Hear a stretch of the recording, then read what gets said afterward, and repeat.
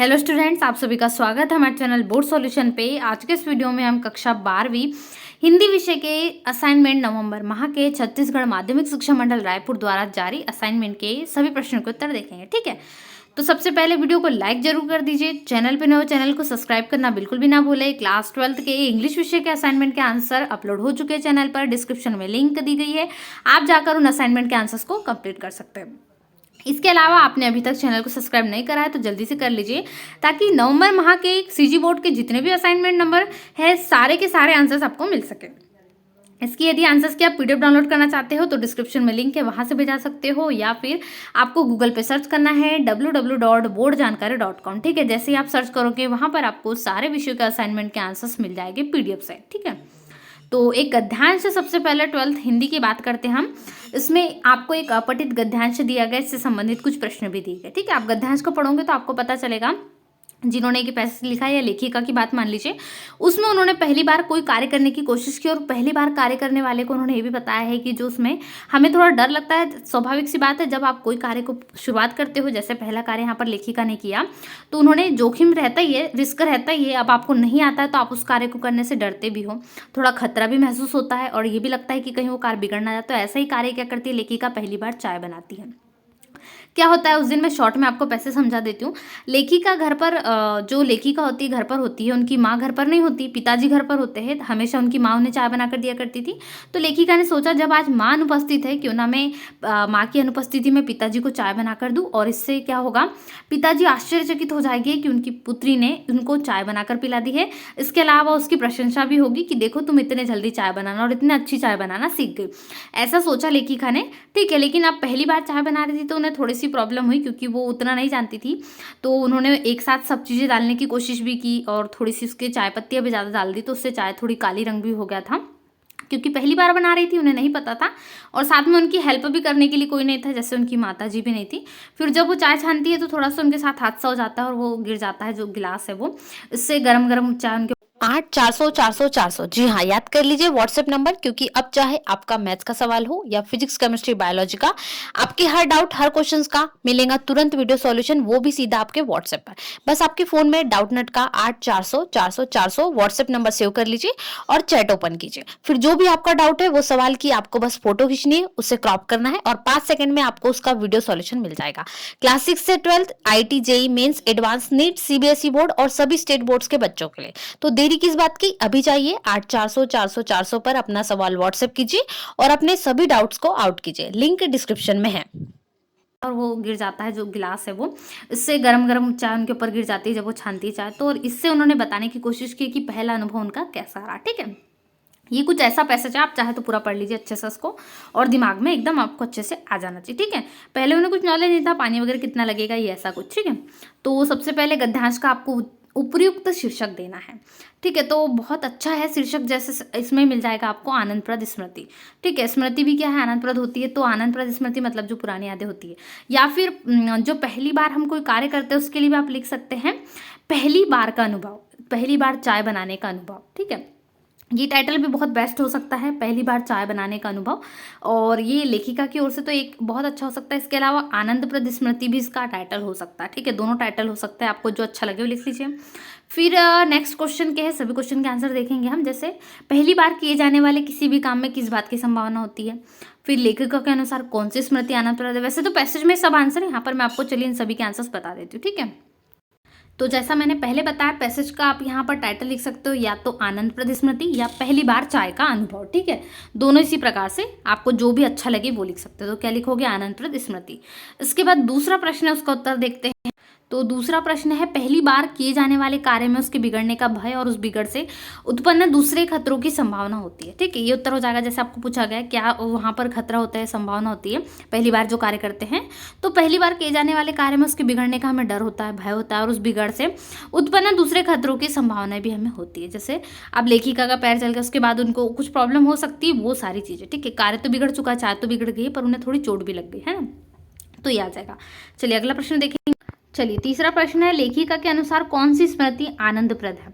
ठीक है, ये आप इसको पैसेज से भी लिख सकते हो चाहे तो। देखिए यहाँ पर पूछा गया है जो पहली बार हम कार्य करते हैं उस वो हमारे लिए क्या होती है, आनंदप्रद होती है। ठीक है, तो यहाँ से उत्तर लिख सकते हैं, यदि इस अनुभव के बीच से गुजरते हमारे साथ कोई दुर्घटना, यहाँ पे यहाँ उस अनुभव की जगह क्या लिखोगे, यदि पहली बार कोई कार्य करते समय या हमारे कार्य करने के बीच में हमारे साथ जो भी दुर्घटना हो जाती है उसकी स्मृति भी हमारे लिए आनंदप्रद होती है। ठीक है, जो ये गुजरता हुआ समय उसमें हमें कुछ अच्छी चीज़ें और कुछ बुरी चीज़ें भी मिल जाती हैं। ठीक है, तो ये हो जाएगा आपका तीसरे नंबर के प्रश्न का उत्तर। लेखिका के अनुसार पहली बार किए गए काम में यदि हमारे साथ कोई दुर्घटना भी हो जाती है तो उसकी स्मृति भी कैसी है, आनंदप्रद है। यानी पहली बार जब हम कोई कार्य करते हैं तो वो हमारे लिए क्या होता है, आनंदप्रद स्मृति होती है। इसी कारण इसको टाइटल आनंदप्रद स्मृति या फिर पहली बार चाय का अनुभव ये भी लिख सकते हैं, चाय बनाने का अनुभव। ठीक है, ये हो जाएगा तीसरे का आंसर। इसके बाद चौथा प्रश्न देखते हैं। चलिए, क्वेश्चन नंबर 4 है, लेखिका का कौन सा अनुभव खतरनाक था? तो पहली बार चाय बनाने का अनुभव उनका बहुत खतरनाक था, है ना। चलिए देखते हैं इसका उत्तर। तो उत्तर हो जाएगा, लेखिका का पहली बार चाय बनाने का अनुभव बहुत खतरनाक था, क्योंकि वो जो अनुभव था उनका थोड़ा अच्छा भी था और थोड़ा बुरा भी था, है ना। इसके बाद यहाँ पर अगला प्रश्न है, लेखिका ने क्या सोचकर चाय बनाने का निर्णय लिया? तो लेखिका ने यह सोचकर चाय बनाने का निर्णय लिया कि वह अपनी माँ की अनुपस्थिति में चाय बनाकर अपने पिता को आश्चर्यचकित कर देगी और पिता उसकी प्रशंसा भी करेंगे। ठीक है, और प्रशंसा भी लूटेंगी। इस प्रकार से यहाँ पर आप चाहे तो वो लाइन भी ऐड कर दीजिए कि और प्रशंसा भी मिलेगी। ऐसा सोचकर उसने चाय बनाने का, लेखिका ने चाय बनाने का निर्णय लिया। ठीक है, इसके बाद है, चाय का रंग काला क्यों पड़ गया था?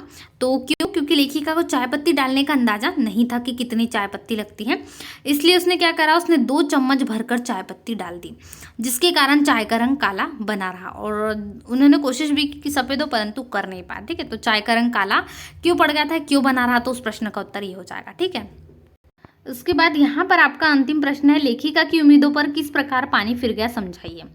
ठीक है, आपको यहाँ पर लिखना है। तो हम चलिए इसका आंसर देख लेते हैं।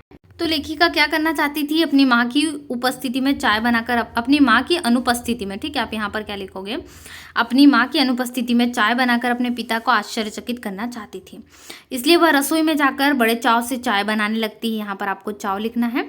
वह पानी में ज़्यादा चाय पत्ती डालकर उसका रंग काला कर देती है और चाय छानते वक्त उसका हाथ गिलास पर लग जाता है और चाय गिर जाती है और उसका पैर जल जाता है। यानी लेखिका का इस प्रकार लेखिका की उम्मीदों पर पानी फिर गया। उन्होंने सोचा था कि उनके माताजी की अनुपस्थिति में, याद रखिए आपको यहाँ पर क्या लिखना है, अनुपस्थिति लिखना। ठीक है, थोड़ा सा मिस्टेक है तो यहाँ पर अनुपस्थिति लिख दीजिए और यहाँ पर आप बड़े चाव से लिख सकते हैं। ठीक है, तो इसके बाद लेखिका की जो सारी उम्मीदें थी उस पर पानी फिर गया, धरा का धरा उनका रह गया जो उन्होंने सोचा था।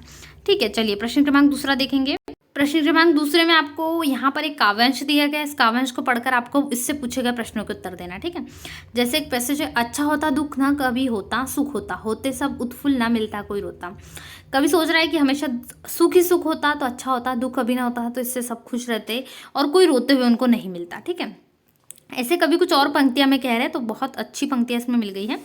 इसमें आपको 4 प्रश्न है, संबंधित चारों प्रश्नों के उत्तर हम देखते हैं। पहला प्रश्न है, कवि यह क्यों कहता है कि अच्छा होता दुख न कभी होता?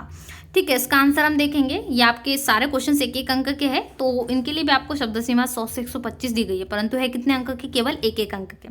चलिए इसका आंसर देखते हैं। तो दुख अच्छा होता है, यहाँ पर यदि दुख नहीं होता तो कवि ऐसे क्यों कह रहे हैं? तो कवि ऐसा इसलिए कहता है, यहाँ पर क्या लिखा गया, ऐसा लिखा गया। ठीक है, तो कवि ऐसा इसलिए कहता है क्योंकि यदि दुख नहीं होता तो सभी लोग उत्फुल्ल यानी प्रसन्न रहते हैं और कोई भी रोता हुआ नहीं मिलता। यही कारण है कि कवि कहता है कि अच्छा होता दुख कभी ना होता। दुख नहीं होता तो बहुत अच्छा रहता, सभी प्रसन्न खुश रहते, कोई रोते हुए कवि को नहीं मिलता। ठीक है, ऐसा कवि का कहना है। चलिए दूसरा प्रश्न देखते हैं। तो दूसरा प्रश्न है, हर जगह सुख होने पर घर घर में क्या होता? उसके बाद सुख से जनता पर क्या असर होता और इस काव्यांश का आपको भाव भी लिखना है। ठीक है, तीनों क्वेश्चन के आंसर देख लेते हैं फटाफट से। चलिए, तो इसका आंसर हो जाएगा, कवि के अनुसार हर जगह सुख होने पर सभी लोगों के दिल में सरस तरंगे उठती रहती, सभी घरों में आनंद की बधाइयाँ बजती रहती। ठीक है, ऐसा होता जब सभी जगह सुख होता तो सभी खुश रहते, किसी को कोई दुख ही नहीं रहता। ठीक है, तीसरे प्रश्न में हर जगह सुख होने पर क्या होता?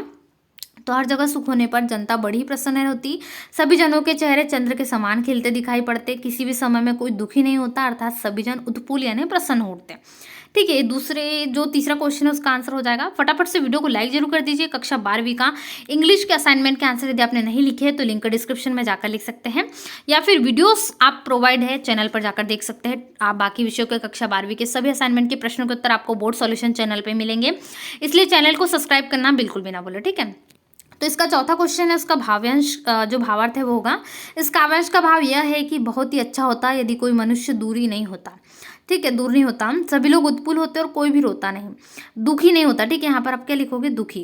अच्छा होता है यदि कोई भी मनुष्य दुखी नहीं होता, सभी लोग उत्फुल होते और कोई भी रो नहीं पाता। ठीक है, अर्थात सभी लोग उमंगों के साथ जीते और हर जगह सुखी सुख होता, सभी प्रसन्न रहते, किसी को कोई प्रकार का दुख नहीं होता, इससे व्यक्ति अत्यधिक प्रसन्न रहता और खुश रहता। ठीक है, ऐसा भी आप इसमें लिख सकते हो। ये आपका अच्छे से भावार्थ हो जाएगा। ठीक है, इसके बाद आखिरी प्रश्न है वो देख लेते हैं।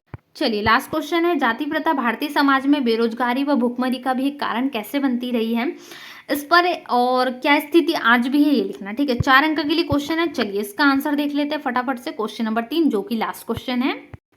चलिए तो इसका आंसर देख लेते हैं। जाति प्रथा किसी भी आदमी को अपनी रुचि के अनुसार पेशा चुनने की अनुमति नहीं देती, उसे केवल पैतृक पेशा ही अपनाना पड़ता है, वह किसी अन्य पेशे को नहीं अपना सकता।